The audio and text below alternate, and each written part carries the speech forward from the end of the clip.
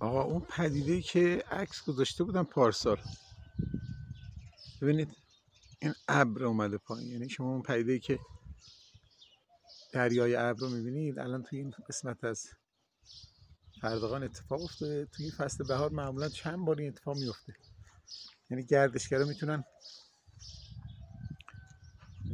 در فصل بهار اگه شانسشون بگه این موقعی از این صحنه بتونن استفاده کنن و بیان. ببینید چه فضای بزرگی هم گرفته، تمام اون دره